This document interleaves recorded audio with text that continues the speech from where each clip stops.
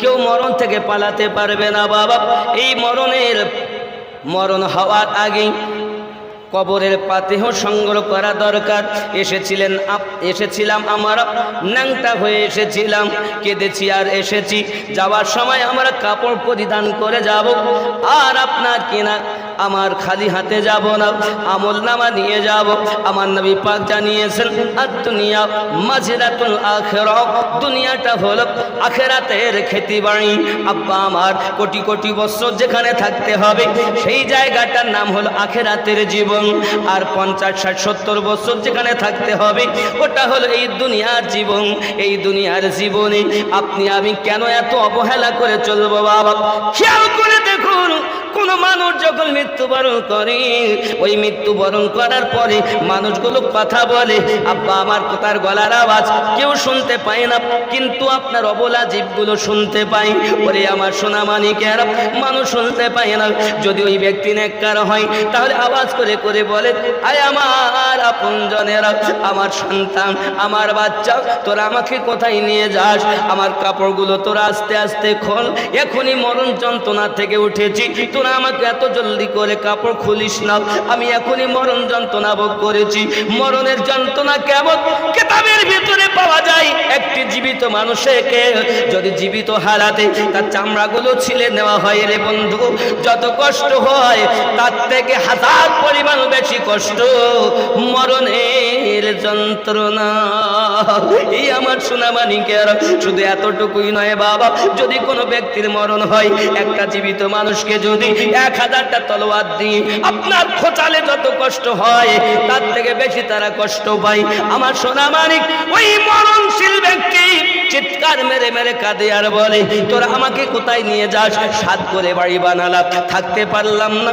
7 করে আমি আপনার কিনা গদি কিনলাম, কিন্তু আমি শুইতে পারলাম না। আমাকে তোরা নিয়ে যাচ্ছিস কোথায়? বাবাজি চিৎকার মেরে কাঁদে। বোঝা গেল মৃত ব্যক্তি কথা বলে। এটা আমার নবী বুখারী শরীফের ভিতরে ইরশাদ করেছেন। চিৎকার মেরে বলুন সুবহানাল্লাহ। পৃথিবীর কোন মোল্লার কথা মানব না, রাসূলুল্লাহর কথা আমরা ছাড়ব না। ঠিক নেই আব্বাজি আমার সোনা মানিকেরা? তাহলে মৃত ব্যক্তি কথা বলে, এরপরে মৃত ব্যক্তি বলে, তোরা আমাকে কোথায় নিয়ে যাস? কেন বলে জানেন? বাড়ি ছেড়ে যেতে চায় না, এ হলো পাপী ব্যক্তি। আর যারা নেককার হয়, নেককারিনী হয়, তাদের অবস্থা দেখুন। আমরা যখন মৃত ব্যক্তিকে নিয়ে যাই, সে যদি গুনাহগার হয় তাও তাকে আগে, যদি নেককারিনী হয় তাও তাকে আগে করি। ইমাম, মুয়াজ্জিন, মুসল্লি, হাজি, গাজী, পীর সাহেব, মুফতি সাহেব পিছনে, মৃত ব্যক্তির খাটিয়া আগে। কথা কি বুঝে আসছে আপনার? আমি মরণের কথা বলবো, জাহান্নামের কথা বলবো, কবরের কথা বলবো। এ হলো আমার আজ ওয়াজের ভূমিকা। এর জন্য আমি মৃত্যু থেকেই শুরু করেছি। কথা বুঝেছেন? আমাকে কমিটির তরফ থেকে মরণ, জাহান্নাম আর কবরের কিছু কথা বলবো না, ছেড়ে দেব। আব্বাজি আমার সোনা মানিকেরা, কবরের আযাব ভয়ঙ্কর আযাব। নামাজি ব্যক্তি যারা, বাবা আমার কবরে যখন রাখা হবে বাবা, সঙ্গে সঙ্গে আপনি দেখতে পাবেন ওই কবরে একজন বাবা আমার পর্দা ছিনা মহিলা সুন্দর রূপে এসে গেছেন। আপনি বলবেন, কে আপনি? কে? হে বাবাজি আমার, মুখ থেকে সরিয়ে দিয়ে বলবে, ও আল্লাহর বান্দা, আমি তোমার দুনিয়ার নামাজ। মনকার নাকি এদিক থেকে তোমাকে আসতে দেব না, খবরদার তুমি যাবে না।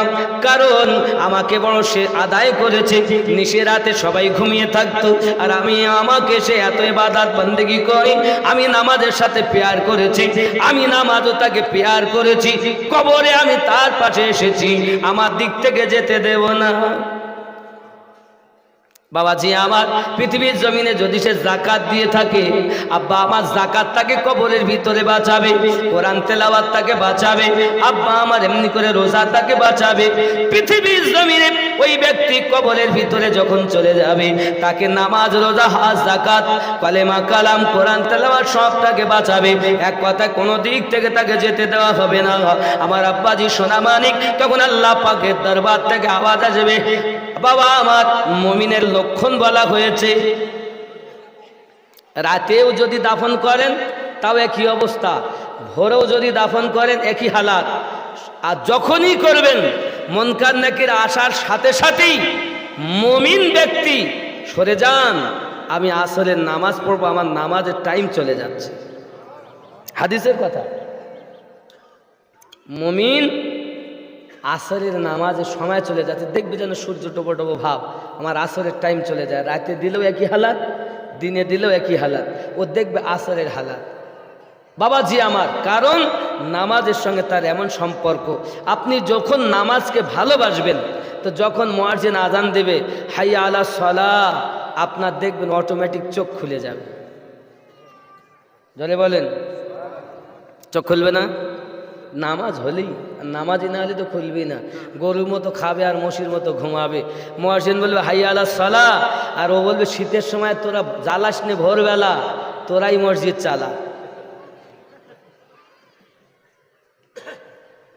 এই শীতের রাত আস্তে আস্তে ঠান্ডা পড়ছে, আরও যখন ঠান্ডা হবে তখন তোর ঘুমিয়ে আর উঠবি না, কি বুঝলেন? কিন্তু এই ইবাদত বান্দেগি অত সহজ না। জান্নাত কি মামুর বাড়ি? আমার নবী পাকের প্রথম যে দোয়াটা হলো, আল্লাহ আপনি মাফ করুন আমার উম্মতকে, এটা হলো কাবিরা গুনাহ করনেওয়ালাদের জন্য। 2 নাম্বার আল্লাহুম্মা গফিরলি ইয়া হাবলি উম্মতি, এটা হলো সাগীরা গুনাহগারদের জন্য। আমার নবী পাক দোয়া চেয়েছেন, হে বাবাজি, আপনি হয়তো চলাফেরার মাঝে কখনো কাবিরা গুনাহ আপনার দ্বারা হয়ে গেছে, নফসের তাড়নায়, তার জন্য নবী শাফায়াত, সাগীরা গুনাহ হয়ে গেছে তার জন্য নবী শাফায়াত। একটি দোয়া মওকুফ করে রেখেছেন, হাসরের মাঠে নবী আমার ওই দোয়া চাইবেন। কিতাবের মধ্যে বলা হয়েছে, হাসরের ময়দানে নবী থাকিবেন সেজদায়, আমার এতিম উম্মত যেন জান্নাত পেয়ে যায়। আহা, হাসরের ময়দানে নবী থাকিবেন সেজদায়, আমার এতিম উম্মত যেন জান্নাত পেয়ে যায়। উম্মতের পাগল নবী, উম্মতের পাগল নবী, মনে রাখিও, মন যদি দিতে হয়, আহা ভালো যদি বাসতে হয়, আহা পুলসিরাতের পারে নবী দাঁড়িয়ে থাকবেন, আহা মিলাদ পড়া উম্মতগণকে পার করাবেন, আহা পুলসিরাতের পারে নবী দাঁড়িয়ে থাকবেন, আহা মিলাদ পড়া উম্মতগণকে পার করাবেন। ও গো সেই নবীর মুহাব্বত কিয়াম করিও, মন যদি দিতে হয়, আহা ভালো যদি বাসতে হয়, আহা জাহান্নামের গেটে নবী দাঁড়িয়ে থাকবেন, চক্ষু মোবারকের পানি ঝরতে থাকিবে, আহা জাহান্নামের গেটে নবী দাঁড়িয়ে থাকবেন, আহা চক্ষু মোবারকের পানি ঝরতে থাকিবেন। জানের থেকে বেশি তাকে ভালোবাসিও, মন যদি দিতে হয়, জোরে বলুন, ভালো যদি বাসতে হয়। হে সোনা মানিকেরা আমার, কবরের আযাব ভয়ঙ্কর আযাব। সোনা মানিক আমার, যদি আপনি বদকার হয়ে যান, কিতাবের মধ্যে আসতেছি ফেরেশতাদের দরওয়ানি সূরাত হবে বাবা। এ বাবাজি আমার, এত ভয়ানক সূরাত, তাদের চোখগুলো নীলবর্ণ হবে, আর মাটি চিরতে চিরতে তারা কবরের ভিতরে আসবেন বাবা। সোনা মানিক কবরের ভিতরে প্রশ্নের উত্তর দিতে পারবে না। যখন তাকে জিজ্ঞাসা, বলো মান রব্বুকা, তোমার রব কে? বলো না তোমার দিন কি ছিল, তোমার ধর্ম কি ছিল? তুমি কি ধর্মের মধ্যে মনে করতে যাকাত আমার নবীর প্রতি ফরজ? দিন ইসলাম। আরে বুখারী ও মুসলিমে একটি প্রশ্নের কথা আছে, বুখারী মুসলিমে একটি প্রশ্ন, আদার্স অন্য কেতাবে হাদিসের কেতাবে আছে 3টি প্রশ্ন। বুখারী মুসলিমে একটি প্রশ্ন, মা কুনতা তাকুল ফি হাক্কি হাযার রাজুলিন মুহাম্মাদিন সাল্লাল্লাহু আলাইহি ওয়াসাল্লাম, একটাই।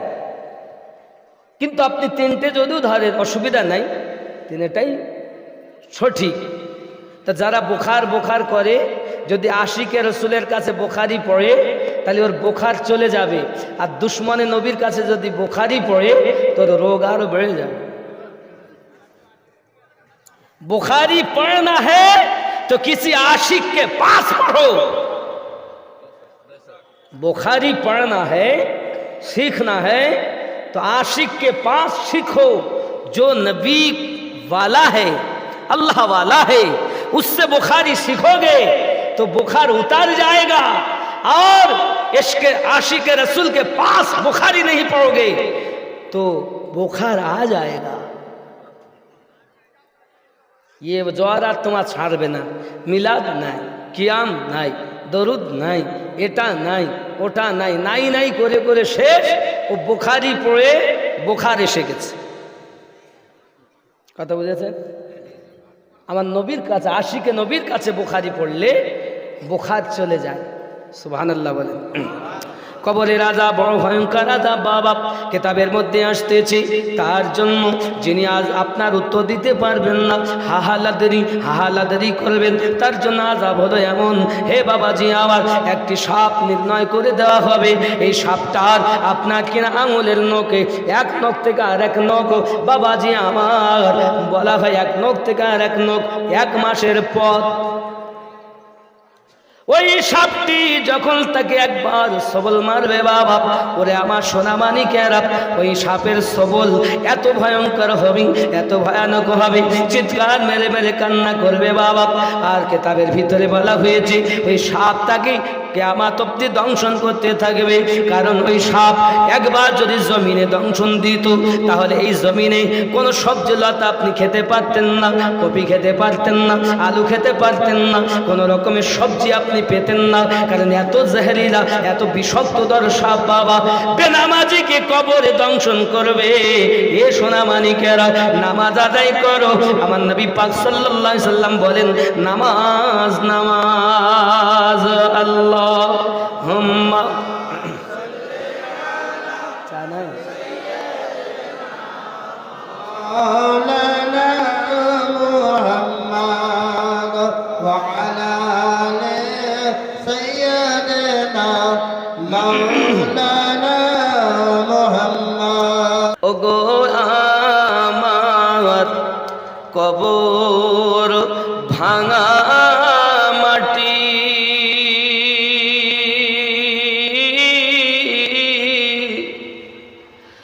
দুনিয়ার সব মায়ার পিছনে তোমাকে জেনেছি খাঁটি। কবে তুমি হায় ডাক দিবে মোরে,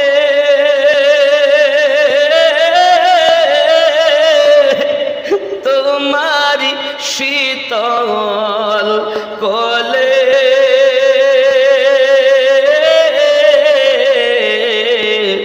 তোমারি বুকে শুয়ে পড়িব। ওগো বিশ্বের মায়া ভুলে রবে না সেদিন পিতার আদর, মায়ের স্নেহের চুম,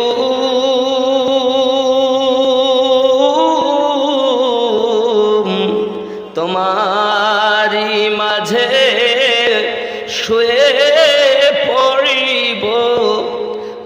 গো নিরালানি ঝুম, ও গো আমার কবর ভাঙা মাটি,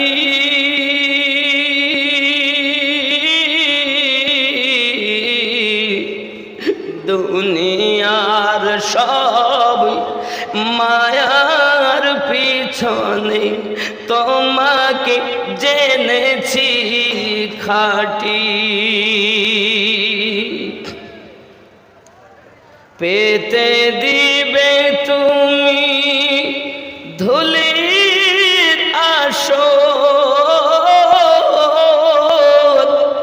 জানাবে আদর কত,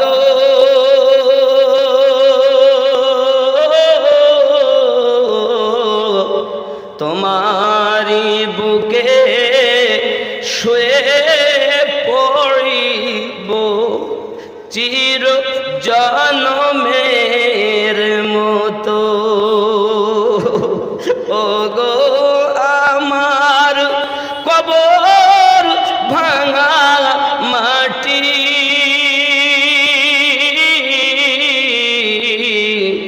দুনিয়ার সব মায়ার পিছনে তোমাকে জেনেছি খাঁটি।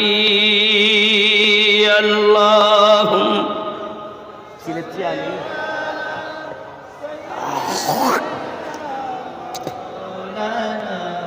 محمد وعلى آل سيدنا مولانا محمد। বাবাজি আমার সোনাবাড়ি গেরা, তাহলে নাফসবিহীন আল্লাহ পাক সৃষ্টি করেছেন। এখন আল্লাহ পাক বলেছেন কুল্লু নাফসিন যায়িকাতুল মাউত, প্রত্যেক নাফসকে মরণের স্বাদ চাখতে হবে। অপর জায়গায় বলেন খবরদার মৃত্যু বরণ করো না, যত সময় ইসলামের ভিতরে পুরোপুরি ভাবে না প্রবেশ করবে। যুবক আমার, এখন পৃথিবীর জমিনে আজরাইল ফেরেশতা মালাকুল মউত আল্লাহ পাক যখন তাকে দায়িত্ব দিলেন রুহবার করার জন্য, মালাকুল মউত মানুষের কাছে আসে। আমি একদিন যেমন আপনাদের সাথে উল্লাহ করে এসেছি, এই ভাগ মালাকুল মউত আসতেন আর এসে বলতেন তোর আপনার মৃত্যু হবে, আমি আজরাইল এসেছি নিয়ে যাব। কাকে তিনি মৃত্যু করে হুজুর নিয়ে যাবেন না, আমার আব্বার এখনো মরার বয়স হয়নি, বাবা কারো বিবি নিয়ে যাবে, কারো সন্তান নিয়ে যাবে, কাকে তিনি মৃত্যু করে কাঁদেন। কোন আজরাইল ফেরেশতা কারো বাধা মানেন না, আল্লাহর হুকুম পালন করে মানুষের মৃত্যুবরণ হয়। এক সময় আল্লাহর নবী মুসা আলাইহিস সালামের কাছে মালাকুল মউত আল্লাহ পাকের অর্ডারে যখন এসেছেন, মুসা আলাইহিস সালাম চিনতে পেরেছেন। সঙ্গে সঙ্গে মুসা নবী কাছে যখন গিয়েছেন, মালাকুল মউতের এক থাপ্পড় দিয়েছেন, আর এক থাপ্পড় দিয়ে তার চোখ বার করে দিয়েছে। জোরে বলুন।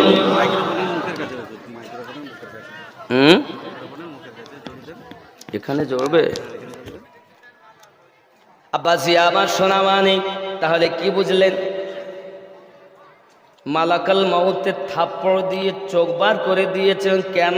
উনি মানুষের বেশে এসেছেন, ইনি চিনতেও পেরেছেন।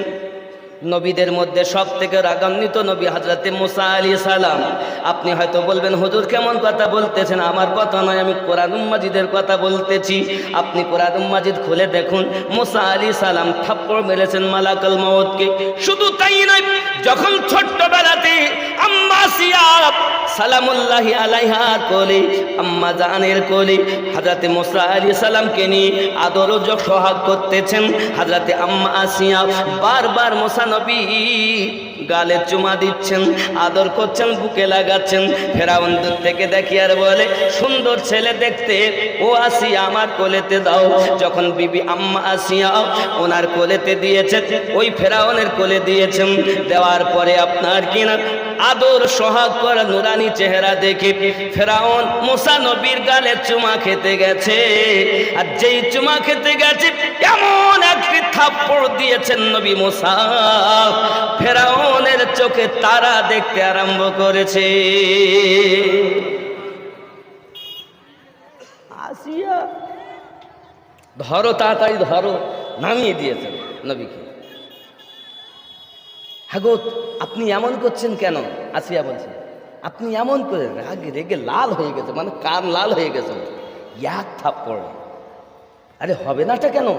আল্লাহ নবী মুসা আলাইহিস সালাম যখন কিপ্তি সম্প্রদায়ের এক বাবরচি তাকে এক থাপ্পড় দিয়েছেন, তো এক থাপ্পড়ে মরেই গিয়েছে। মরণ দেয় কে? আল্লাহ। নবী মুসা আলাইহিস সালাম ওসিলা হলেন। সুবহানাল্লাহ। আব্বাজি আমার সোনা মানিকেরা, কেন চিনলি না রে মন, কেন বুঝলি না রে মন, কেন চিনলি না রে মন, কেন বুঝলি না রে মন। আলিমুদ্দিন হুজুর আল্লাহর ওলি মাওলানা কেমন, কেন চিনলি না রে মন, কেন বুঝলি না রে মন। আলা হযরত আল্লাহর ওলি মাওলানা কেমন, কেন চিনলি না রে মন, কেন বুঝলি। আলা হযরত আল্লাহর ওলি মাওলানা, একটু জোরে বলেন না সুবহানাল্লাহ। কেন চিনলি না রে মন, কেন বুঝলি। আরো জোরে, কেন চিনলি না রে মন, কেন বুঝলি। আলা হযরত আল্লাহর ওলি মাওলানা। এ কোরআনে কয় চিনতে তারে সৃষ্টি তাদের সংসারে, কোরআনে কয় চিনতে পারে সৃষ্টি তাদের সংসারে। না চিনিয়া মরিয়া গেলে বিফলে জীবন, কেন চিনলি না রে মন, কেন বুঝলি। আরো জোরে, কেন চিনলি না রে মন, কেন বুঝলি।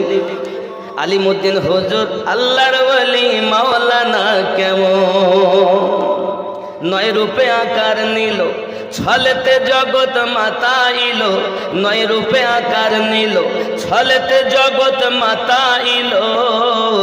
হুর পরি জিন ফেরেশতা প্রেমেতে মগন, কেন চিনলি না রে মন, কেন।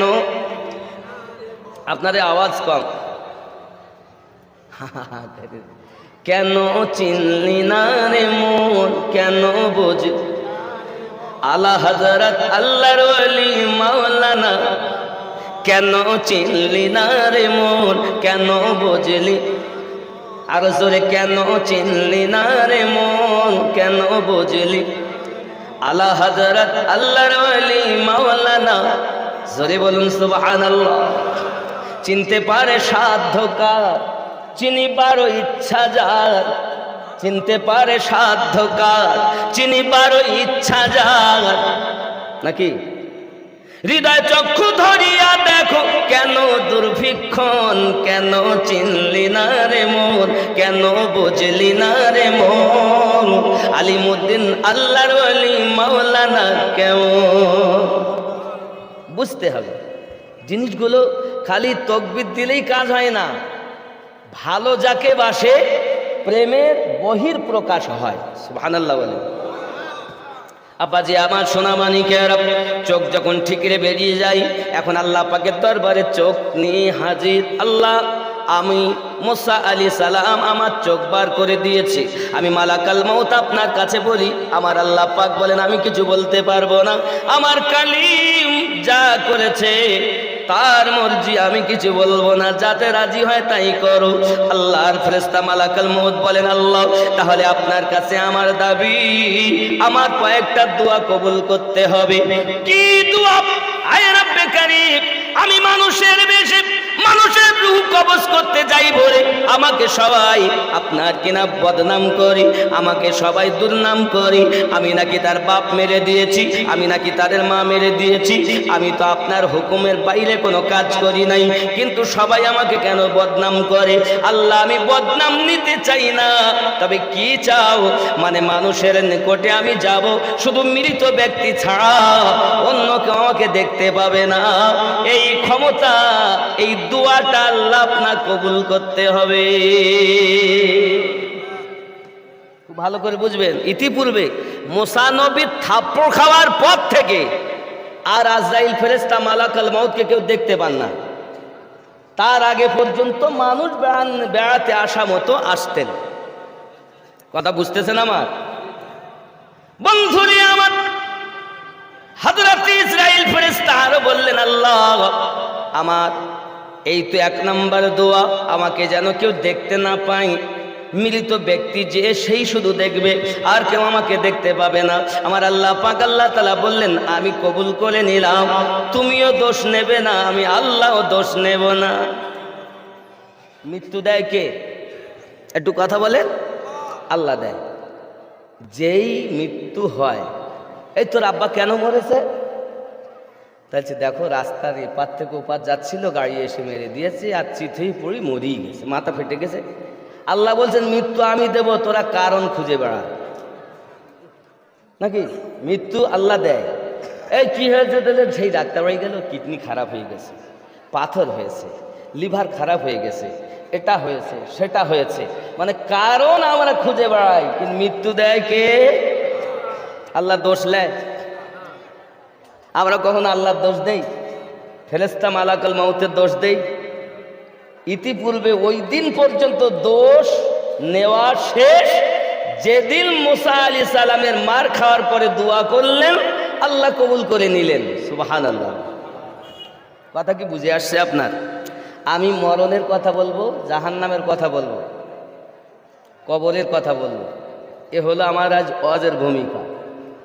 এর জন্য আমি মৃত্যু থেকেই শুরু করেছি। কথা বুঝেছেন? আমাকে কমিটির তরফ থেকে মরণ, জাহান্নাম আর কবরের কিছু কথা বলবো না ছেড়ে দেব? বলবো। বাবা ভয় কি কেলে দেখবে, এ তো সেই মানুষ। সুবহানাল্লাহ। আব্বাজি আমার সোনা মানিকের হযরত ইসরাঈল আলাইহিস সালাম বললেন, আল্লাহ আমার আর একটি দোয়া হলো এটা, আল্লাহ আপনি আমাকে যেন দেখার ক্ষমতা কারো না থাকে, এই দোয়াটা কবুল করতে হবে। বাবা আমার কেউ আজরাইল ফেরেশতাকে দেখে না, মৃত ব্যক্তি ব্যতীত, কিন্তু আমার দয়ার নবী দেখে। এ চোখ নবীর আছে। রাসূলে পাকের ওপরে উনি যেমন দেখতেন, উনি নিচে তেমন দেখতেন, ডাইনে যেমন দেখতেন, বামে তেমন দেখতেন, সামনে যেমন দেখতেন, পিছে তেমন দেখতেন। আল্লাহ পাক রব্বুল ইজ্জাত আমাদের নবী পাকের 5খানা চোখ মোবারক দিয়েছেন। কয়টা? বাবাজি আমার, আমাদের চোখ হলো 2টি জাহিরি, একটি কলবি, যার নাম ছোট্টবেলায় আপনি পড়েছেন 3 নেত্র, 1 চন্দ্র, 2 3 নেত্র, 3টি চোখ, 2টি জাহিরি, একটি কলবি। এই কলবি চোখ দিয়ে মানুষ যখন আপনার কলবকে পরিষ্কার করে নেয়, রুহটাকে পরিষ্কার করে নেয়, সিরটাকে পরিষ্কার করে নেয়, খপিকে পরিষ্কার করে নেয়, আকফাকে পরিষ্কার করে নেয়, তখন ফাতেউল্লাহ পরে বসে বসে নবী দেখে নেয়। এটা হলো 3 নাম্বার চোখের ব্যাপার, আল্লাহ পাকের দয়া। কথা বুঝেছেন? যার কলব জিন্দা নাই, যার রুহ জিন্দা নাই, যার সির জিন্দা নাই, যার খফি জিন্দা নাই, যার আকফা জিন্দা নাই, ও হাজার চেষ্টা করলেও দেখতে পাবে না, কারণ তার 3 নেত্রই বন্ধ। আব্বাজি আমার সোনা মানিকেরা, তাহলে কবরের কথা, জাহান্নামের কথা আর নামাজেরও কথা বলতে হবে। নামাজেরও কথা বলতে হবে। বাবা কতটা বিষয়, একটা ধরলে তাই শেষ হয় না। আর কিছু করার নেই, লাফ মারামারি করতে হবে এদিক ওদিক থেকে। বন্ধু আমার মনে রাখো, হযরত মালাকুল মউত আল্লাহ পাকের কাছে দোয়া চাইলেন, আল্লাহ পাক দোয়া কবুল করে নিলেন। এমন সময়তে বলছেন, আল্লাহ কি করব মুসা নবীকে? আমার আল্লাহ পাক আল্লাহ তাআলা বলেন, আমার নবী মুসা যাতে রাজি, তাতে আমি আল্লাহ রাজি, জানুনি যাতে খুশি হবে তাই করব। মালাকুল মউত আসলেন, আসার পরে বললেন, ওগো নবী মুসা, আপনি যদি মৃত্যুবরণ না করতে চান, আপনি একটু গরুর গায়ে হাত দেন, আপনার ওই হাতের ভিতরে যতটা লোম আসবে ততটা আয়ু আল্লাহ আপনার বেশি করে দেবেন। আল্লাহর নবী মুসা বললেন, তাহলে কি তারপরে কি হবে? বলে তারপরও মৃত্যুবরণ করতেই হবে। মুসা নবী বললেন, ওগো মালাকুল মউত, তাহলে এখনই আমার মৃত্যু হোক, তাতে আমি রাজি। আমার আব্বা সোনা মানিকের এমনি করে সব নবী পাকের কাছে আল্লাহর ফেরেশতা মালাকুল মউত এসেছেন, সুলাইমান পয়গম্বরের কাছে এসেছেন। বাবা এখন যেটা মসজিদে আকসা, মসজিদে ওদের ভিতরে কলিজা কত জানেন?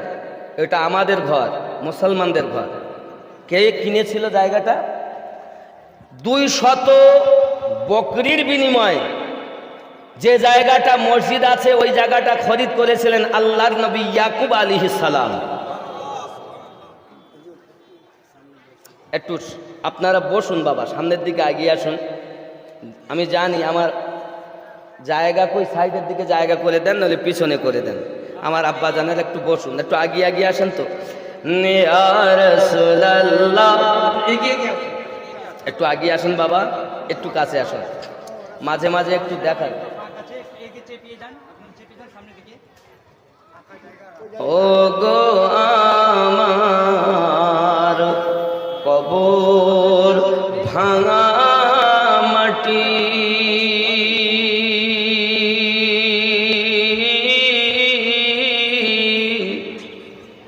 দুনিয়ার সব মায়ার পিছনে তোমাকে জেনেছি খাঁটি। একটু আগিয়ে আসুন না, আমি গজলটা শোনাবো। আর মোহাব্বতে পড়ুন ইয়া রাসূলুল্লাহ। একটু আগিয়ে আসেন বাবা, একটু আগে। আমি মুসাফির মানুষ বাপ, একটু কাছে আসেন। মোহাব্বতে ইয়া রাসূলুল্লাহ, লা ইয়া রাসূলুল্লাহ। ওগো মারা যাওয়ার পরে রাখিবে না ঘরে, গোসল করাবে ঘরের বাহিরে, আসিবেন নবীজি উম্মত তরে। ইয়া রাসূলুল্লাহ ইয়া হাবিবাল্লাহ ইয়া রাসূল। একটু মোহাব্বতে ইয়া রাসূল। সামনে থেকে পিছু পর্যন্ত সবার আওয়াজ হবে। আর আমার নবীকে ডাকলে লাভ হবে না লস হবে? জোরে বলেন। খুব মোহাব্বতে ইয়া রাসূলুল্লাহ ইয়া রাসূল। অন্ধকার কবরে যখন দিবে আমারে, রাখিবেন নবীজি দয়ার নজরে, চুমিব আপনার কদম ধরিয়া। ইয়া রাসূল, আরো জোরে ইয়া রাসূল। মুনকার নাকির আসিয়া সওয়াল করবে বসাইয়া, দিবেন গো নবীজি পর্দা উঠায়া। মুনকার নাকির আসিয়া সওয়াল করবে বসাইয়া, দিবেন গো নবীজি পর্দা উঠায়া। দেখিব আপনাকে আপন নয়নে। ইয়া রাসূল ইয়া রাসূলুল্লাহ। খুব মাথায় রাখুন বাবা। এমনি করে মুসা আলাইহিস সালাম শুধু নয়, হযরতে সুলাইমান পয়গম্বরের কাছে এসেছেন। এদিকে আপনার খেয়াল করুন, ইয়াকুব পয়গম্বর ওই জায়গাটাকে খরিদ করেছেন 200 বকরির বিনিময়। আমি ওই মসজিদে আকসার পুরো ইতিহাস না, খালি আমি আপনাদের বোঝাচ্ছি। আল্লাহ পাক আল্লাহ তাআলা হযরতে ইব্রাহিম আলাইহিস সালামের বয়স যখন 100, আম্মা সারার বয়স তখন 90, তখন একটা সন্তান দিয়েছিলেন যার নাম হলো হযরতে ইসহাক আলাইহিস সালাম। ওই ইসহাক আলাইহিস সালামের 2 পুত্র ছিল। কত বুঝবেন? একজনের নাম ছিল ঈশ, আর একজনের নাম ছিল ইয়াকুব আলাইহিস সালাম। ঈশ বড়, ইয়াকুব ছোট। ইয়াকুব পয়গম্বরের আবার 2 স্ত্রী, উনি মামার মেয়ে বিয়ে করেছিলেন। তো ছোট মানে মামার ছোট মেয়ে ওপর আবার সুন্দরী ছিলেন, আর বড় মেয়েটা একটু কালো ছিলেন। তো তার মামা ইনি যখন বিবাহের প্রস্তাব দেন, তো বিয়ে শাদী পড়িয়ে দিয়েছেন। রাতের বেলা অন্ধকারে বাস সবই হয়েছে, সকালবেলা উঠে দেখছেন বড় মেয়েটা দিয়েছে, দেখতে খারাপ। কথা বুঝতে পেরেছেন? এমন সময় আল্লাহ পাক আল্লাহ তাআলা কি দয়া দেখুন, ইয়াকুব পয়গম্বর বললেন, মামা আপনি আমার সঙ্গে এই কাজ করতে পারলেন? আমি চেলাম একজন, দিলেন আপনি আর একজন। বলছে দেখো আমাদের দেশের নিয়ম হলো বড় মেয়ে ঘরে থাকলে ছোটটা দেওয়া যায় না। তা ছোটটাও আমি তোমার সঙ্গে দিব, আরও 7 বছর বকরি চড়াতে হবে। ভালো করে বুঝবেন, আমি একদম সংক্ষিপ্তভাবে আপনাদের কাছে ইতিহাস তুলছি। এখন উনি এটাই কবুল করলেন। কবুল যখন করলেন, 7 বছর বকরি চড়ালেন। তখনকার সময় এক মায়ের 2 মেয়ে, একাধিক মেয়ে বিয়ে করা জায়েজ ছিল। বুঝতে পেরেছেন? এখন কিন্তু জায়েজ না, বুঝতে পেরেছেন? তখন ছিল। তাই ছোট মেয়েটাকে বিয়ে আবার করলেন। বিয়ে করার পরে ওই ছোট মেয়ে থেকে যে নবী দুনিয়া এসেছিলেন তার নাম ছিল হযরত ইউসুফ আলাইহিস সালাম। কথা বুঝতে পেরেছেন? ছোট মেয়ে থেকে যেটা এসেছে এটা ইউসুফ নবীর ঘটনা আবার অনেক লম্বা। কথা বুঝেছেন? এখন ইয়াকুব পয়গম্বর বাড়ি আসবেন। বাড়ি আসার সময় ইস তো মারবে বলে, যেহেতু আব্বার কাছ থেকে ইয়াকুব নবী দুয়া চেয়ে নিয়েছিলেন, ইসহাকের কাছ থেকে খাবার দিয়েছিলেন, খাদ্য দিয়েছিলেন, উনি দুয়া দেবেন বলেছিলেন। তা ইস গিয়েছিল আপনার হরিণ শিকার করতে, আর সেই ফাঁকে 2টো বকরি জবাই করে কাবাব কোপ্তা সুন্দর খাদ্য তৈরি করে মায়ের যুক্তিতে উনি খাওয়ালেন। তখন হযরতে ইয়াকুব নবী বললেন, আম্মা আমাকে সাহায্য করতে হবে। কি?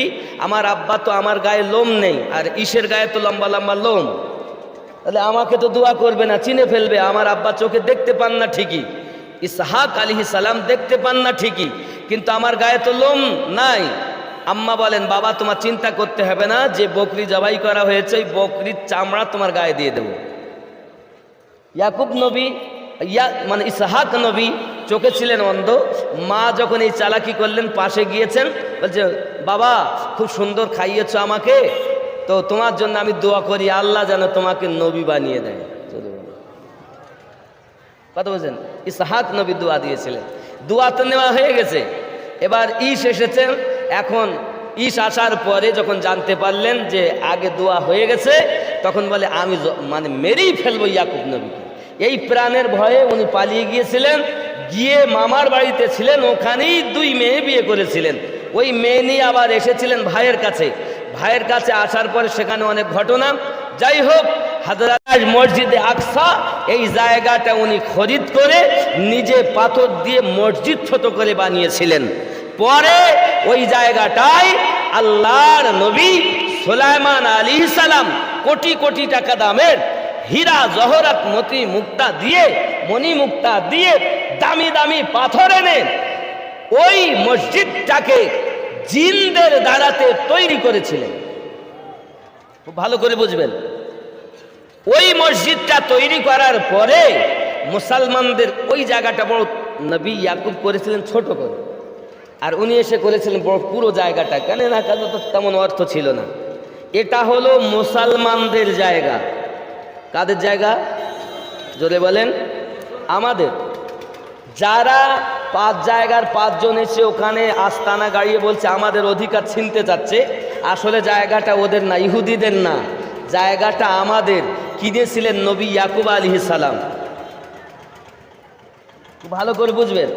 আজ যারা ইসরায়েলের প্রতি আজ যে অত্যাচার করছে ফিলিস্তিনের মধ্যে, তাদের বাচ্চা ও বিবি মহিলাদের পর্যন্ত এত বুকের স্পর্ধা, এত ইমানি জোর, তারা বোম মারছে, তো বোমের উত্তর দিচ্ছে পাথর চালিয়ে। জোরে বলেন। আব্বা আমার, তাহলে ওটা কাদের জায়গা? আমাদের। সুলাইমান পয়গম্বর যখন ওখানে জিনদের দ্বারায় মসজিদ নির্মাণ করেন, 16 মাইল দূর থেকে ফিলিস্তিনের মসজিদের আলোতে মহিলারা সুচ ঢাকা পরিয়ে সেলাই করতেন। সুলাইমান নবী এমন দামি দামি পাথর দিয়েছিলেন। আব্বা আমার, যাই হোক, হযরতে সুলাইমান পয়গম্বর দেখছেন যখন ফেরেশতারা এই জিনেরা মসজিদ তৈরি করছেন, সেই সময় আল্লাহ পাক মালাকুল মউতকে পাঠিয়ে দিলেন, যাও রূহ নিয়ে এসো। তো উনি সিঁড়ি থেকে নামছেন, এক পাটিকেরাম ভাবে আসেন, সিঁড়ির ওপরেই, এখন নিচে দেননি, লাঠি ঠেকা দিয়ে দাঁড়িয়ে আছেন। ওই সময়তে হযরতে সুলাইমান পয়গম্বর তার ইন্তেকাল হয়ে গেল। মসজিদ তৈরি হচ্ছে, সবাই জানে যে দাঁড়িয়ে আছে মালিক যখন কর, মসজিদ তৈরি করেই চলেছেন। এদিকে আল্লাহ পাক পাঠিয়ে দিলেন উই পোকা, যা কাঠ খা। এদিকে মসজিদ তৈরি করা শেষ, কাঠ উই পোকায় খেয়ে ভেঙে ফেলেছে। নবী সুলাইমান পড়ে গেলেন। 6 মাস নবী সুলাইমান মৃত্যু হালাতে দাঁড়িয়েছিলেন, প্রমাণ আল কোরআন। জোরে বলেন। তুমি বলো একদিন মরার পরই শেষ হয়ে যায়, পচে যায়, গলে যায়। আল্লাহ নবী সুলাইমান পয়গম্বর 6 মাস দাঁড়িয়েছিলেন। আসলে যারা বলে মরার পরে শেষ হয়ে যায়, এদের ব্রেন ওয়াশ করা দরকার। কথা বুঝতেছেন আমার? রাগ করছেন নাকি? অনেকে যদি তাদের বন্ধু হন রাগ করতেই পারেন, আমার কিছু যায় আসে যায় না, এ তো কোরআন। আপনি যদি কোরআন না মানেন তা আমি কি করবো? ঘাড়ে লাঠি মারবো? লা ইকরাহা ফিদ্দিন, ধর্মে কোনো জোর জবরদস্তি নাই। ও গো আমার কবর ভাঙা মাটি,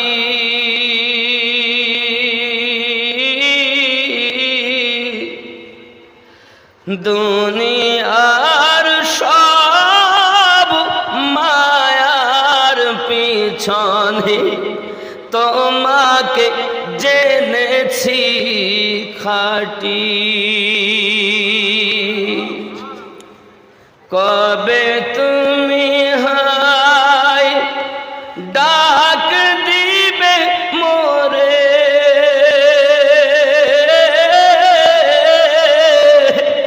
তোমারি শীতল কোলে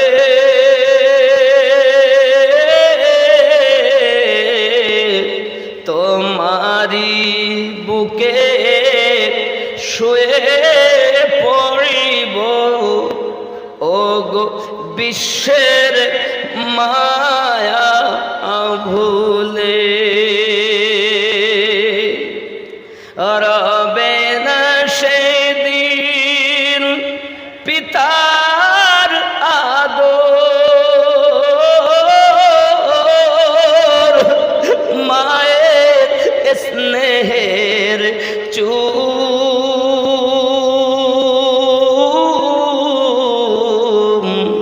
তোমারি মাঝে শুয়ে পড়িব। ও গো নিরালানি ঝুম, ও গো আমার কবর ভাঙা মাটি,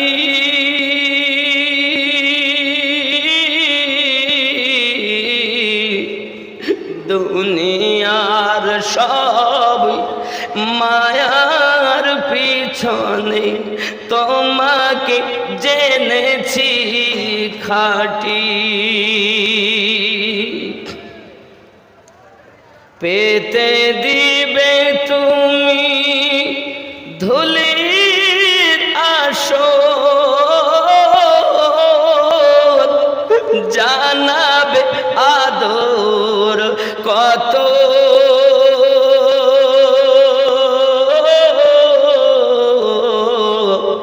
তোমারি বুকে শুয়ে পড়িব চির জনমের মতো।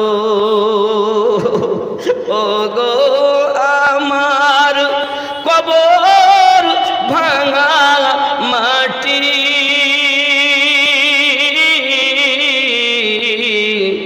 দুনিয়ার সব মায়ার পিছনে তোমাকে জেনেছি খাঁটি। আল্লাহ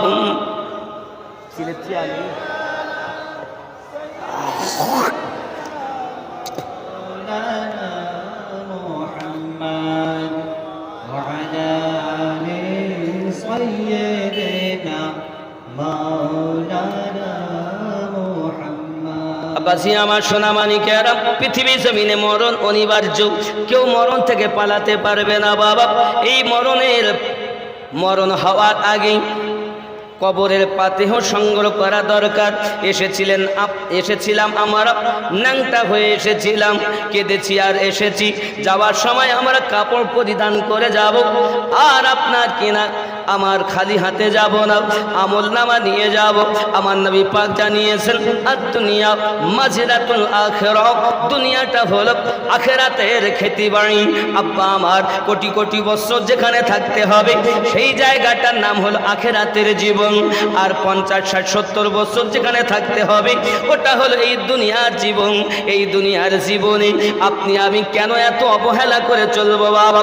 খেয়াল করে দেখুন, কোন মানুষ যখন মৃত্যুবরণ করে, ওই মৃত্যুবরণ করার পরে মানুষগুলো কথা বলে, আব্বা আমার তার গলার আওয়াজ কেউ শুনতে পায় না, কিন্তু আপনার অবলা জীবগুলো শুনতে পায়। বলে আমার সোনা মানিকেরা, মানুষ শুনতে পায় না। যদি ওই ব্যক্তি নেককার হয় তাহলে আওয়াজ করে করে বলে, আয় আমার আপনজনেরা, আমার সন্তান, আমার বাচ্চা, তোরা আমাকে কোথায় নিয়ে যাস?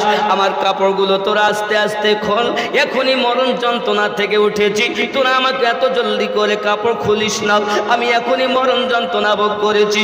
মরণের যন্ত্রণা কেমন কিতাবের ভিতরে পাওয়া যায়। একটি জীবিত মানুষকে যদি জীবিত হারাতে তার চামড়াগুলো ছিলে নেওয়া হয় রে বন্ধু, যত কষ্ট হয় তার থেকে 1000 পরিমাণ বেশি কষ্ট মরণের যন্ত্রণা।